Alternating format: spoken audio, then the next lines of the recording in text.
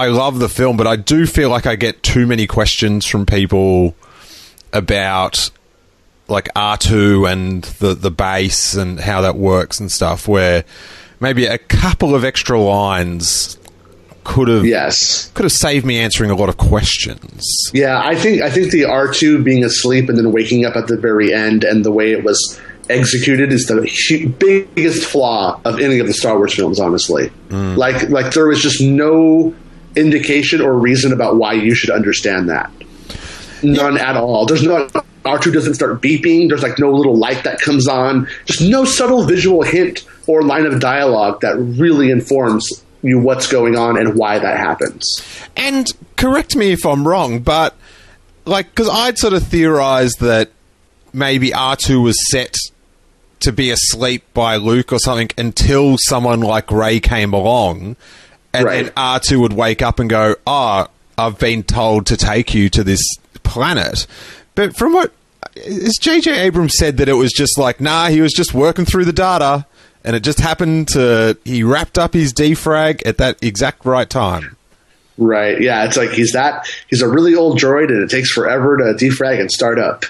And that was basically what they were going with. And it's kind of strange because during the filming process of it, I believe there was a cut scene where R2-3PO and BB-8 like have to solve that puzzle and put that map together and stuff like that.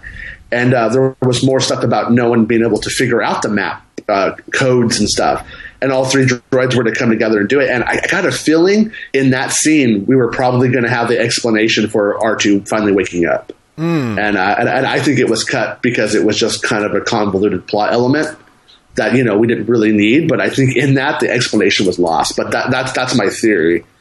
I don't have that confirmed.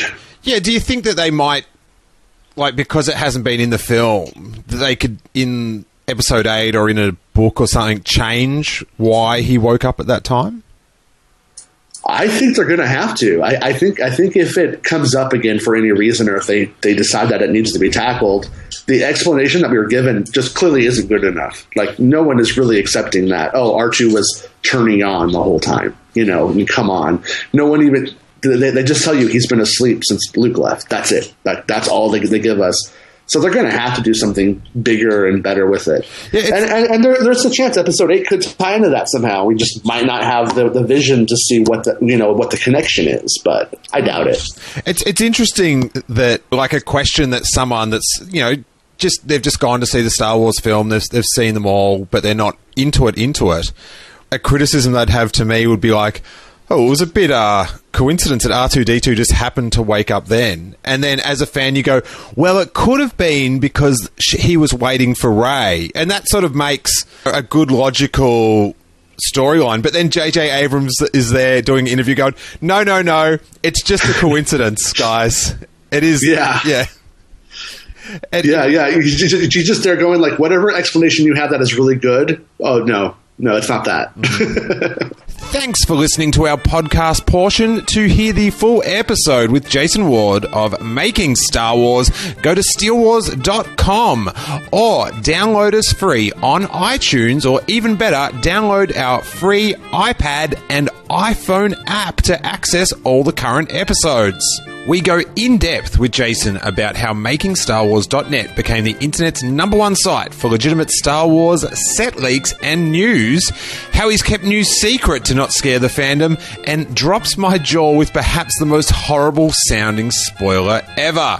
We discuss in depth the pros and cons of The Force Awakens, some amazing sounded planned scenes that never made it, plus we theorize if the fan reaction to Rey might actually change who her parents turn out to be.